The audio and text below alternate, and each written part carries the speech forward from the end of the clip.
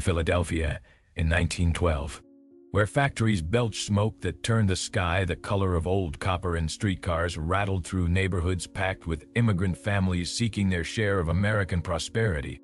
There lived a child whose abilities defied every principle of human development and neurological science that physicians of the era had established through decades of careful study.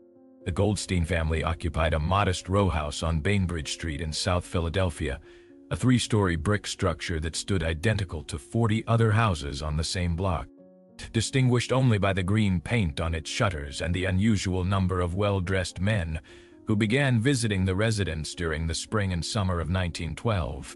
Jacob Goldstein worked as a bookkeeper for a textile importing firm, earning $32 per week, which was sufficient to support his wife Sarah, their 3 children, and his elderly mother who lived with them on the house's 3rd floor. He was 34 years old, a Lithuanian Jew who had emigrated to America at age 17 and who had built a respectable if modest life through careful attention to numbers, conservative financial management, and strict adherence to religious principles that guided every aspect of his family's daily existence. What Jacob couldn't have anticipated was that his youngest daughter would develop an ability that would attract the attention of some of the most powerful financiers in America, while simultaneously destroying her health in ways that no doctor could adequately explain or prevent. Before we continue, tell us where you're watching from and if this is your first time on our channel. And don't forget to subscribe for more stories that official history preferred to forget it. Rebecca Goldstein was born on March 8, 1906, the 3rd child and 2nd daughter of Jacob and Sarah, arriving after a difficult labor that lasted nearly 20 hours and left Sarah weak for months afterward. The attending midwife noted that the infant was unusually quiet, rarely crying even when hungry or uncomfortable, and that her eyes seemed to focus on objects with an intensity that was abnormal for a newborn. But Rebecca appeared healthy by all standard measures, gaining weight appropriately and reaching the expected developmental milestones for sitting, crawling, and walking, though she spoke her first words considerably later than her siblings had, remaining almost entirely nonverbal until she was nearly 3 years old. When Rebecca did begin speaking, her language development followed an unusual pattern that concerned Sarah, but that Jacob attributed to simple late development that would eventually normalize. The child learned to speak in complete sentences almost immediately, bypassing the typical progression through single words and simple phrases. And she demonstrated vocabulary that seemed impossibly advanced for a 3-year-old, using terms she couldn't have heard in household conversation and constructing grammatical structures that would have been impressive from a much older child. But what most troubled Sarah was that Rebecca seemed entirely uninterested in learning to read, despite the girl's obvious verbal intelligence and despite Sarah's patient attempts to teach her letters and simple words using the same methods that had successfully taught her older siblings. Rebecca would look at written text with an expression that Sarah described as confusion mixed with something else, perhaps revulsion or fear, and she would physically turn away from books or newspapers that were placed in front of her, insisting that the marks on the pages hurt her eyes even though medical examination revealed no vision problems. By age 6 in 1912, Rebecca had never learned to read a single word, couldn't identify letters of the alphabet despite years of attempted instruction, and claimed that written text appeared to her as incomprehensible patterns that made her head ache when she tried to look at them for more than a few seconds. Dr. Marcus Feldstein, the family's physician, examined Rebecca multiple times between ages 3 and 6, attempting to determine if there was a physiological explanation for her inability to learn reading, despite her obvious intelligence in other domains. Feldstein was 52 years old, a German-trained physician who had practiced in Philadelphia for nearly 20 years, and he had examined hundreds of children with various developmental conditions and learning disabilities. But Rebecca presented a pattern he had never encountered. Her verbal intelligence, memory, and mathematical reasoning were all far above average for her age. Yet she demonstrated what appeared to be a complete cognitive block regarding written language that couldn't be explained by vision problems, general intelligence deficits, or any known neurological condition. Dr. Feldstein documented Rebecca's case in his private medical journals, noting that the child could perform complex arithmetic in her head, could remember and recite long passages of conversation word for word after hearing them only once, and could provide detailed descriptions of places she had visited weeks or months earlier. But she couldn't recognize even her own name when it was written on paper. The physician suspected some form of congenital brain abnormality that affected only the specific neural pathways involved in processing written symbols. But he had no way to test this hypothesis, given the limitations of 1912 medical technology, and he could offer Jacob and Sarah no treatment beyond continued patience and alternative educational methods that didn't rely on written instruction. In April 1912, something happened that would transform Rebecca from a child with an unusual learning disability into someone whose abilities attracted attention from powerful men who saw her not as a person, but as a potential tool for financial gain. Jacob Goldstein had developed a habit of discussing his work with his family during evening meals, partly as a way to teach his children about the business world, and partly because talking through bookkeeping problems sometimes helped him identify errors or inconsistencies in the accounts he managed. On April 14th, he mentioned during dinner that his firm was considering investing in White Star Line, the shipping company that operated luxury passenger vessels, including the newly launched Titanic, and that the company's stock price had been rising steadily as investors bet on the growing transatlantic travel market. Rebecca, who was sitting quietly as usual while her siblings chattered about school and neighborhood gossip, suddenly spoke in a voice that was flat and emotionless, stating that the big ship would sink and many people would die, and that anyone who owned the company's paper would lose their money. Jacob laughed at his daughter's comment, assuming she had overheard adults discussing the general risks of sea travel, but Rebecca continued speaking in that same flat tone, providing specific details about ice and darkness and screaming that she couldn't possibly have heard from any source. Sarah tried to quiet the child, uncomfortable with Rebecca's morbid predictions, but Jacob felt something cold settle in his stomach as he listened to his 6-year-old daughter describe events that sounded disturbingly specific, despite her inability to identify the source of her knowledge. The Titanic sank on April 15, 1912, just hours after Rebecca's dinner table pronouncement, and when news of the disaster reached Philadelphia 2 days later, Jacob remembered his daughter's words with a sick feeling of recognition.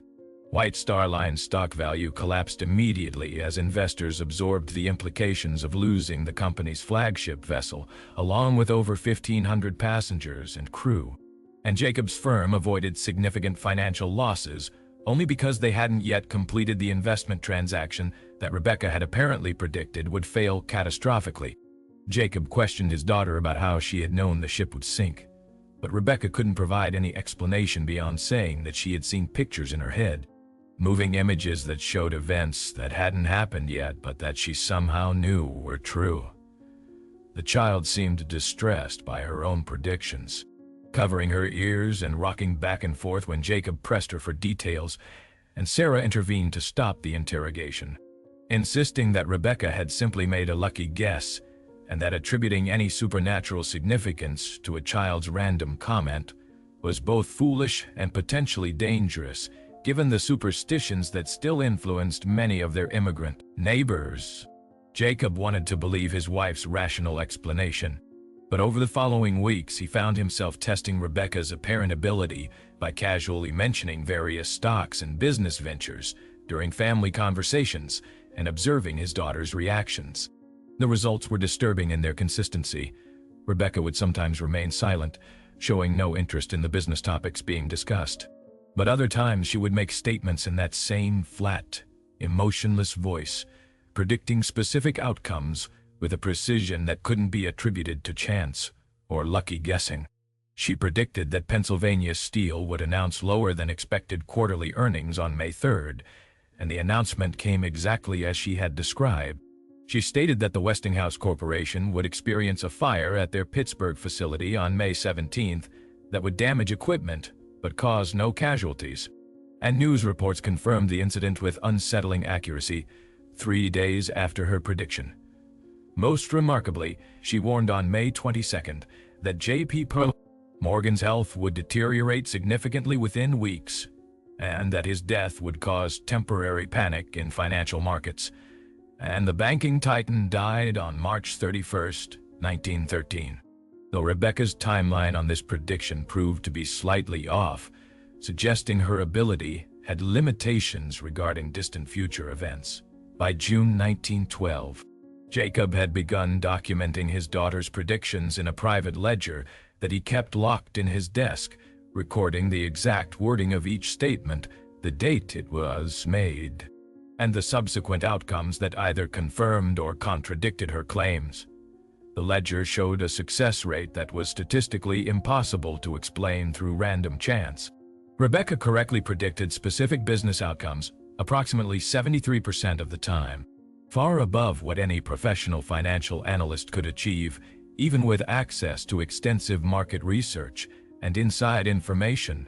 But what troubled Jacob even more than his daughter's inexplicable accuracy was the physical toll that her predictions seemed to exact.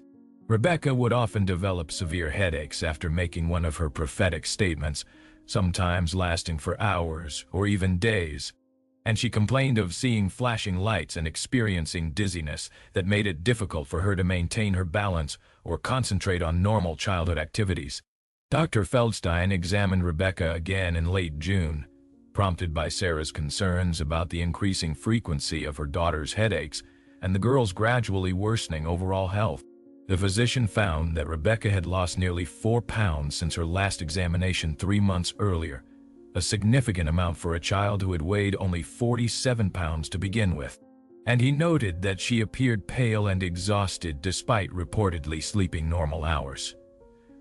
Feldstein questioned Jacob and Sarah carefully about any changes in Rebecca's routine or environment, and Jacob reluctantly described his daughter's apparent ability to predict business outcomes and the headaches that seemed to follow her predictions. The doctor's response was professionally skeptical, but personally troubled. He acknowledged that some individuals seemed to possess unusual intuitive abilities that allowed them to make accurate predictions about future events. Though medical science had no framework for explaining such phenomena beyond general observations about heightened pattern recognition or unconscious processing of environmental information. But Feldstein emphasized that regardless of whether Rebecca's predictions were genuinely prophetic or simply the result of some unknown cognitive process, the physical symptoms she was experiencing suggested that her brain was being damaged by whatever neural activity produced these abilities, and he strongly recommended that Jacob and Sarah should discourage their daughter from making any further predictions to prevent additional harm. This recommendation proved impossible to follow once word of Rebecca's abilities spread beyond the Goldstein household, which happened far more quickly than Jacob had anticipated, despite his efforts to maintain strict confidentiality about his daughter's gift. In July 1912, Jacob mentioned Rebecca's Titanic prediction to a colleague at work, trying to explain it as an amusing coincidence rather than something genuinely supernatural. But his colleague was intrigued enough to ask if Rebecca had any insights about other current business situations. Jacob foolishly provided a few examples from his ledger, not realizing that his colleague was connected to several wealthy investors who were constantly seeking any advantage in the competitive world of early 20th century finance. And within 2 weeks, Jacob received a visit at his home from a man who introduced himself as Thomas Ashford, representing a consortium of Philadelphia businessmen who were interested in consulting with individuals who possessed unusual analytical abilities. Ashford was approximately 45 years old, impeccably dressed in a 3-piece suit that cost more than Jacob earned in 3 months, and he spoke with the cultured accent of someone educated at Eastern establishment schools. He explained politely but firmly that his clients had learned about Rebecca's accurate predictions regarding the Titanic disaster and subsequent business events, and they were prepared to offer substantial compensation in exchange for regular consultations where Rebecca could provide her insights about specific stocks and business ventures that the consortium was considering. Jacob's initial instinct was to refuse completely and to demand that Ashford leave his home immediately. But the businessman calmly explained that refusal wasn't really an option.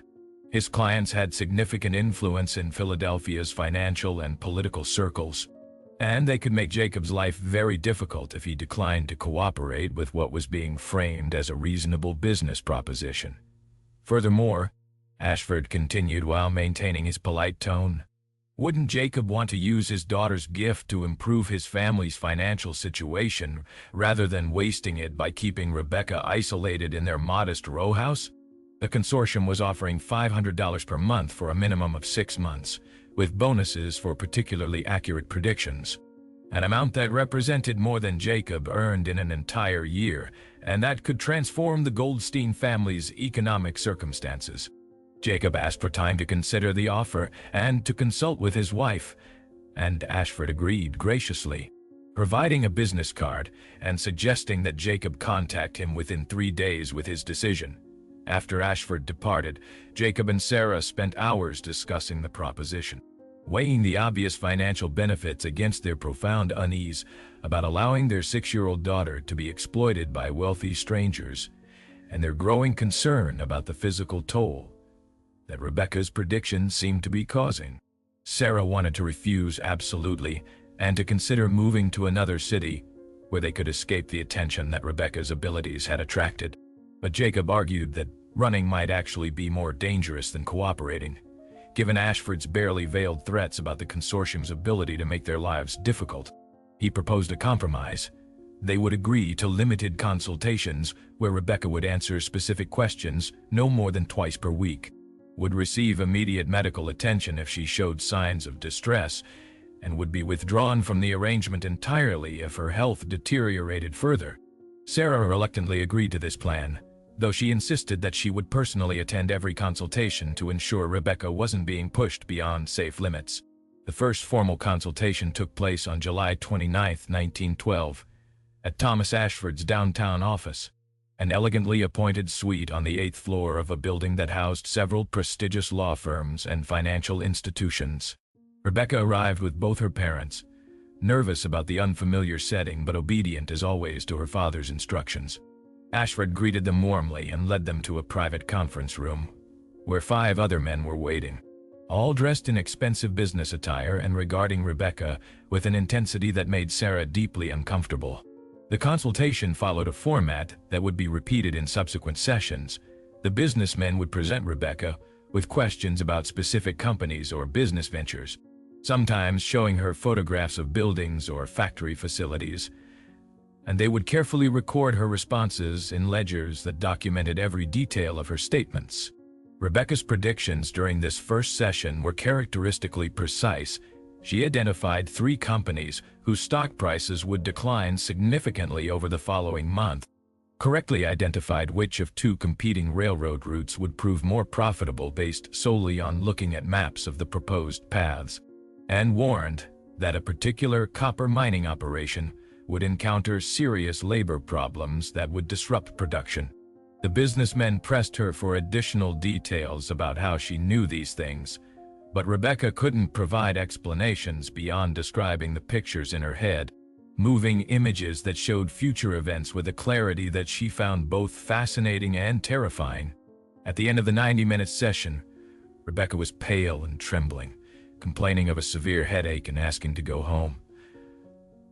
Dr. Goldstein was summoned to examine her that evening, and he found that her pupils were dilated and not responding normally to light, suggesting neurological stress of some kind, though the symptoms resolved on their own over the following 24 hours.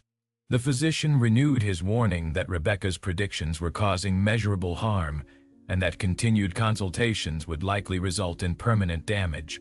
But Jacob felt trapped by the financial arrangement he had agreed to and by Ashford's subtle threats about the consequences of breaking their agreement prematurely. The pattern continued throughout August and September 1912, with Rebecca attending consultations twice weekly and providing predictions that proved accurate approximately 70 to 75% of the time.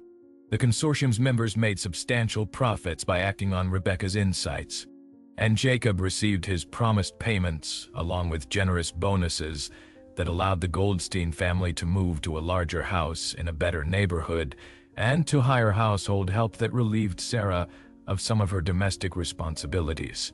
But the cost of this newfound prosperity was becoming increasingly apparent in Rebecca's deteriorating condition. The child had lost additional weight despite Sarah's efforts to tempt her appetite with favorite foods. She slept poorly and often woke screaming from nightmares that she couldn't or wouldn't describe, and her headaches had become more frequent and severe, sometimes lasting for several days after a consultation session.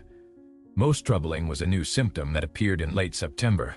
Rebecca began experiencing brief episodes where she would freeze in place, her eyes unfocused, and her breathing shallow, while she described in that flat, monotone voice events that were happening at distant locations in real time, rather than predictions about future occurrences. She accurately described a fire that was occurring at a warehouse 15 miles away, even though there was no possible way she could have known about the incident. And she provided details about conversations taking place in Ashford's office, while she was at home recovering from a previous consultation session. These real-time observations suggested that Rebecca's abilities extended beyond simple precognition into something even more inexplicable, some form of remote viewing that allowed her to perceive events occurring outside her immediate sensory range. In October 1912, Dr. Feldstein insisted on conducting more extensive medical examinations to document the progressive neurological changes that Rebecca was experiencing.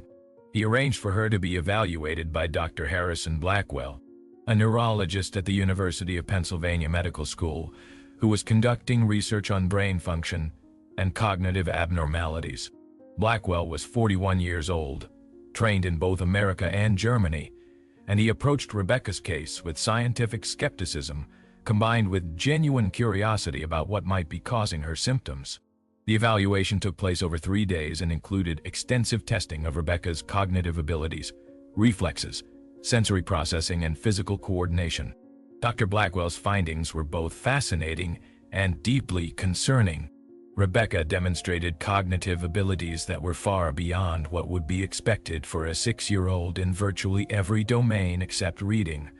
Her verbal intelligence, mathematical reasoning, spatial awareness, and memory were all measured at levels typically seen in adolescents or even adults. But neurological examination revealed abnormalities that Blackwell had never encountered in his 15 years of clinical practice. Rebecca's pupillary responses were inconsistent and sometimes paradoxical, constricting when they should dilate and vice versa, and her reflexes showed unusual patterns that suggested disrupted neural pathways between brain and body. Most remarkably, Blackwell observed that Rebecca's body temperature fluctuated significantly during the examination, dropping by nearly 3 degrees Fahrenheit during periods when she appeared to be making predictions or describing distant events, then returning to normal afterward, as if the cognitive activity required for her prophetic abilities was somehow drawing thermal energy from her body's normal metabolic processes. Dr. Blackwell documented these findings in a comprehensive report that he submitted to several medical journals, carefully anonymizing Rebecca's identity to protect her privacy.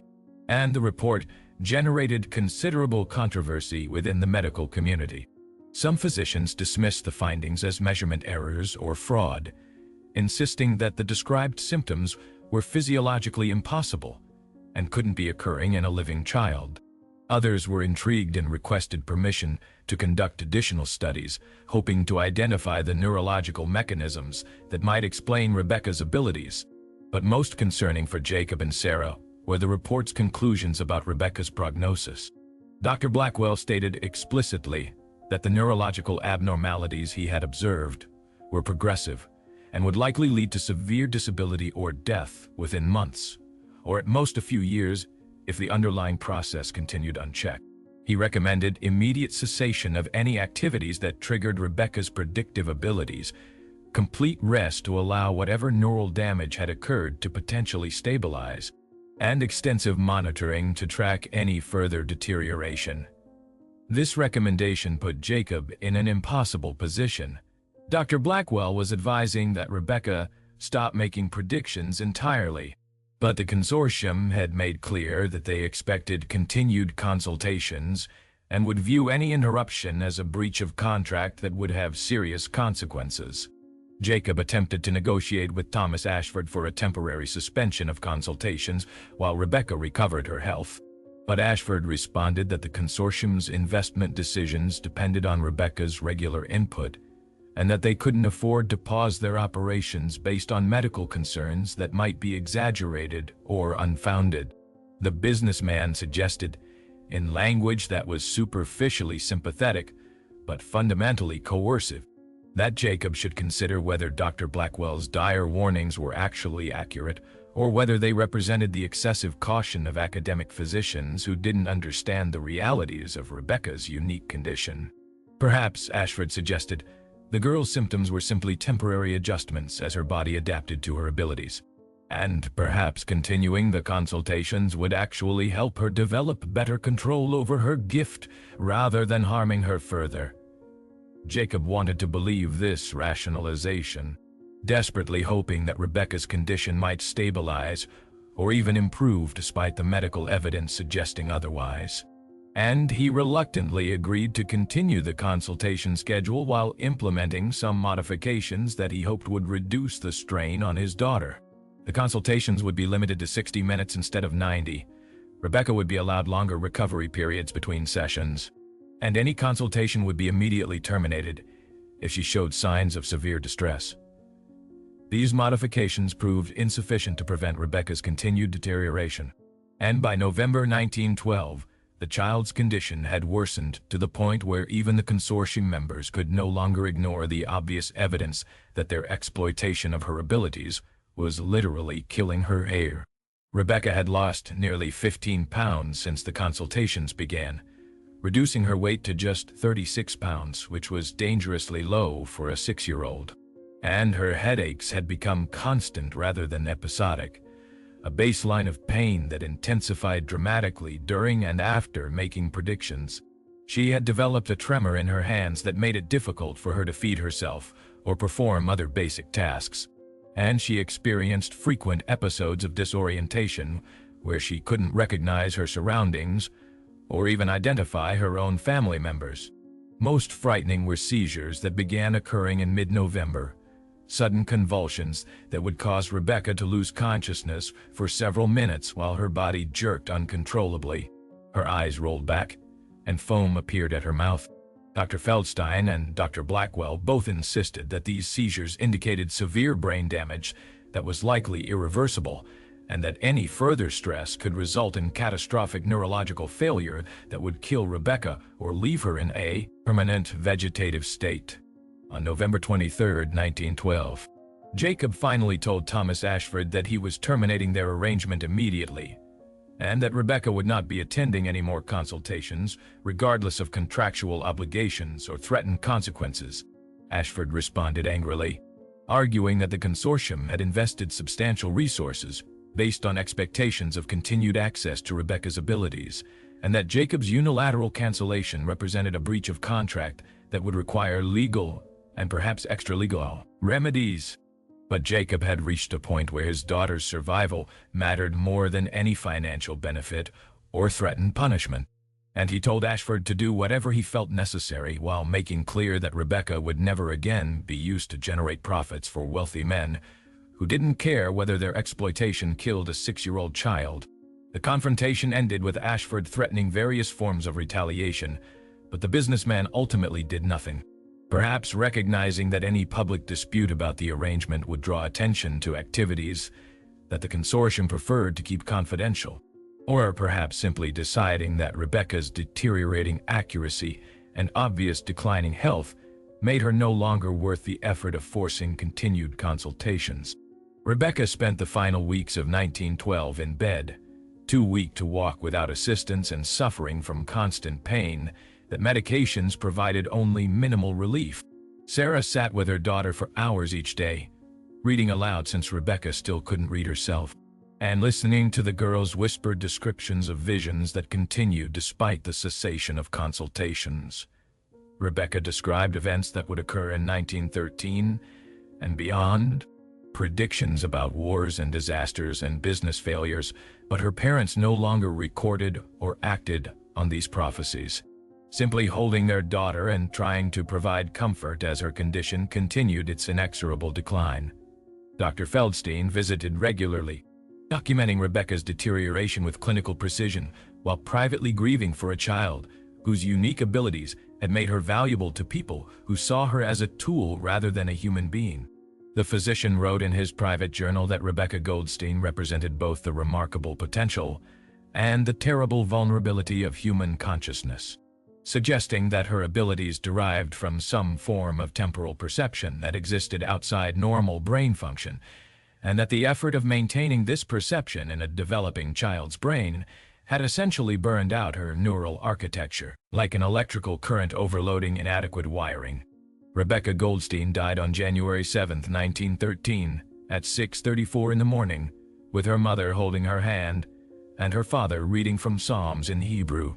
The official cause of death listed on her death certificate was seizure disorder of unknown etiology, a vague description that revealed nothing about the true circumstances of how a 6-year-old girl had been exploited by wealthy men seeking financial gain until her brain simply couldn't sustain the demands that were being placed on neural structures, never designed to process information across temporal boundaries.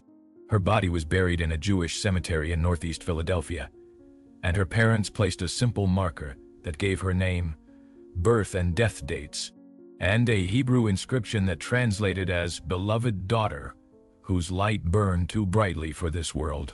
The consortium members who had profited from Rebecca's predictions continued their business activities without apparent consequence, their names protected by the confidentiality of the arrangement they had maintained with Jacob Goldstein and by their own influence in Philadelphia's financial community. Thomas Ashford died in 1928 at age 61, having accumulated substantial wealth through business ventures that reportedly showed unusual prescience about market trends and economic shifts, though no official records connected his success to the 6 months in 1912, when he had access to a 6-year-old girl whose abilities defied scientific explanation. Dr. Blackwell's anonymized report about Rebecca's case was published in the Journal of Abnormal Psychology in 1914, generating brief academic discussion about the possibility of genuine precognitive abilities and the neurological mechanisms that might support such phenomena. But most medical professionals dismissed the report as either fraud or misinterpretation of more conventional neurological conditions, and subsequent researchers who attempted to identify the patient described in the report were never able to conclusively confirm Rebecca's identity or locate medical records that might provide additional details about her case. Jacob Goldstein kept his ledger documenting Rebecca's predictions locked in his desk until his death in 1937, and the document was discovered by his grandson while settling the estate. The ledger contained entries for 43 specific predictions made between April and November 1912, of which 31 had been confirmed as accurate based on subsequent events.